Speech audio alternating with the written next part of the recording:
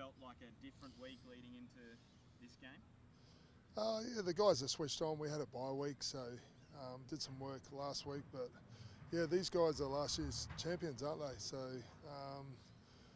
they've been playing really good footy first 3 rounds, and they'll be a tough assignment down there in Canberra, and we're preparing as best we can for what should be a good contest. James didn't shy away from the fact that it's sort of the heir apparent chasing the current champs, and he was really adamant, like, we're coming for him. Has that been a message that you've been instilling as well? Like, sometimes you ignore previous encounters with teams and you just focus on that week, but have you sort of delved into the history? I think there's been some good contests, of late the last couple of years.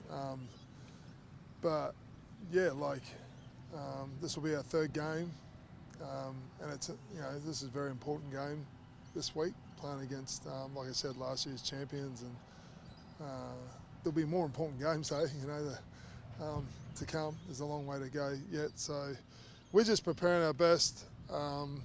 We've played them quite a bit in the last couple of years, mainly down in Canberra. So, like I said, we know they're a tough opposition.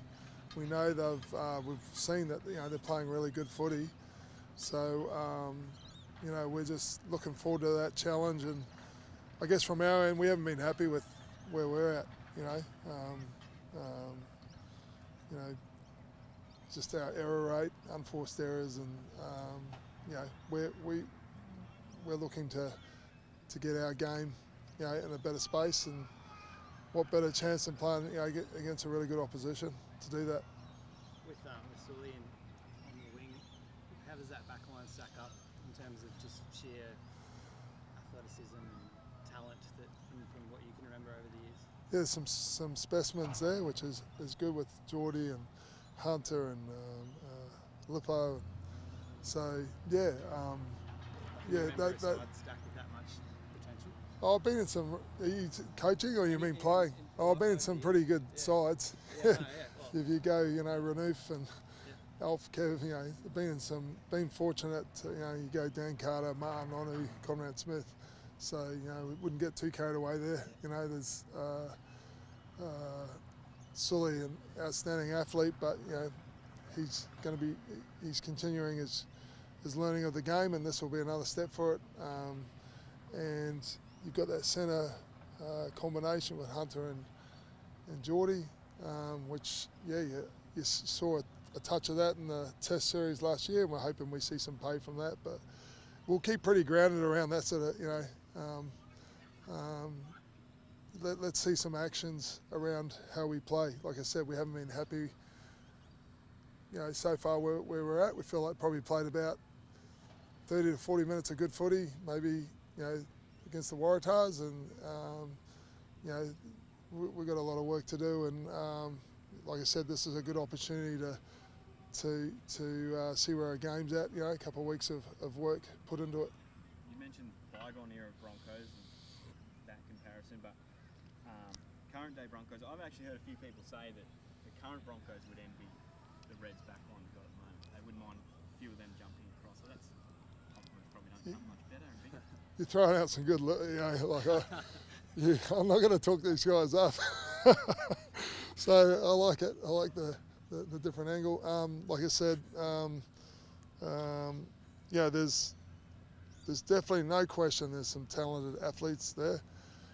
If you look at the Brumbies, there's no question they have some talented athletes as well. But it's those combinations.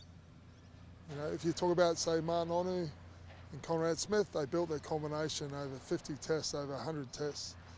And talk about Alf and Kevy, same thing. So okay, you can have names on a piece of paper, but it's how they work together and get a feel for each other, reading each other. It's the combination that's important. It's very important in sport. So yeah, we'll see. The guys have been working hard, and there's like I said, a very good team waiting for us in Canberra. who have been on the up, and they've had some really good results, and they'll be, I imagine, super confident. And we've got a lot to prove, really. On that centre pairing, you talk about combinations. What's your directive to those two? How they work together, and with James, how do you see that flourishing? Yeah, well, as we said, they're very talented. I feel like James has been growing in that role at 10. He'd never really sort of owned that role before. He's done that here now at the Reds, and I feel like there's growth there. But you saw Hunter and Geordie for the Wallabies, and there's some good connection there. But that will continue, and with guys like those two, they're both powerful runners of the ball, but there's also linking up and passing game, kicking game. So there's a lot to the game of rugby, and there's options you have. The more options you have, the stronger it makes those different things. Your running game becomes stronger if you have a passing game, and also because there's you're challenging the defence in different ways. So this is a first hit out this weekend. Let's see where it gets to, and I'm sure there'll be conversation about it after, of how where it's at or where it's going. Yeah. When you make changes, there's obviously the other side, someone misses out. Can you talk us through Hamish's omission and the reason for that, and how we responded to the news? Yeah, well, part of that was around a discipline issue, just internally, just around our standards. But I guess that has allowed there to see that, I guess, that Wallaby combination together.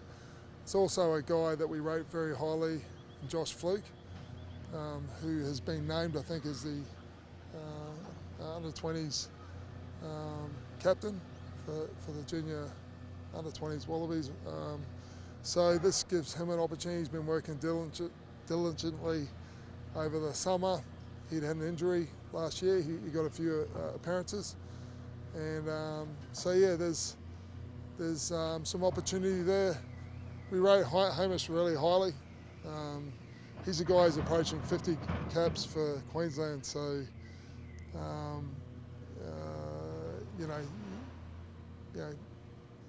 his opportunity will come again.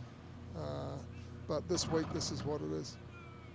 You might, just on Hamish, I imagine you might go into detail, so it's an internal thing, but it's a poor timing from him to come up with a disciplinary thing, because now you're putting two Wallabies in the centres and trying to fight your way back in. I know you're running highly to trying to fight your way back in. Never open the door to it. Yeah, if you're competing at this level, don't ever open a door to someone else, would be my thoughts. But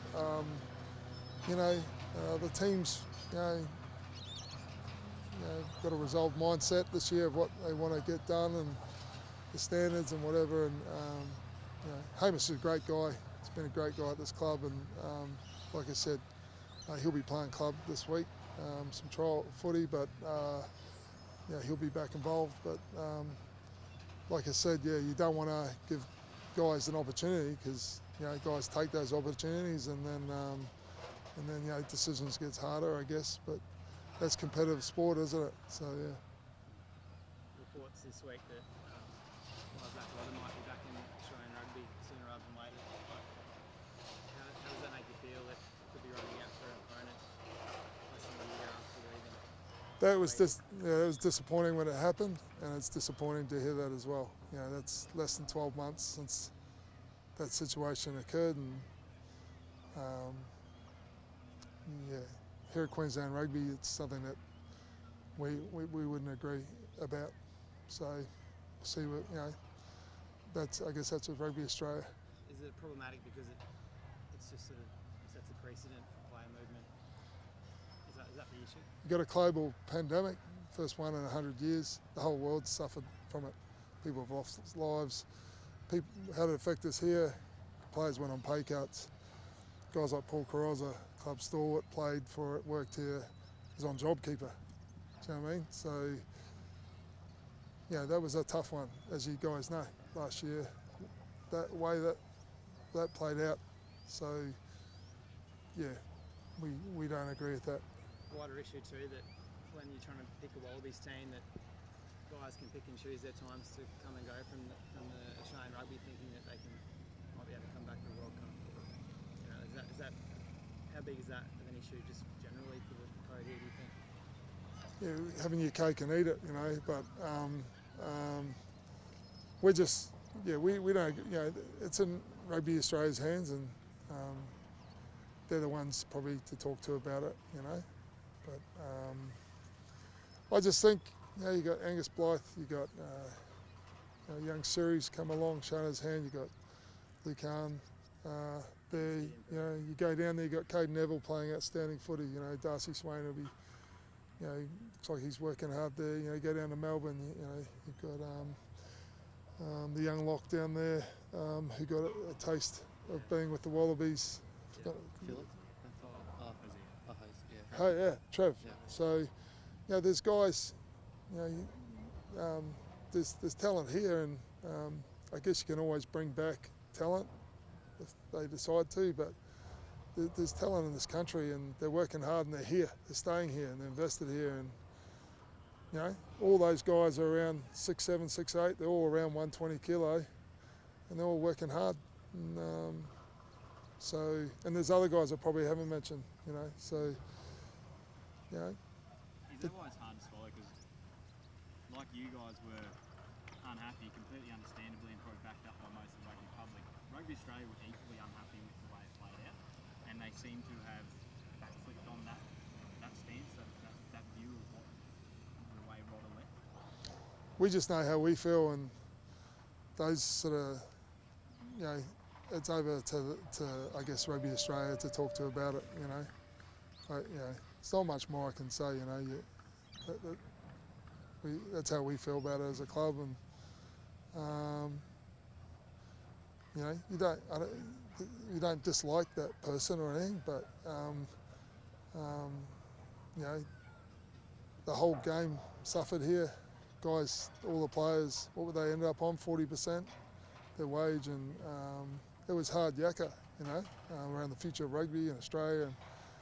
And a lot of people have persevered, a lot of people have made sacrifices, and with our values here, that doesn't align with those, you know, so what happened there?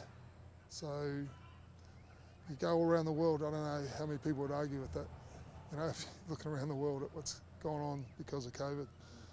So yeah, nothing really more I can say about it. Beautiful. We'll leave it there.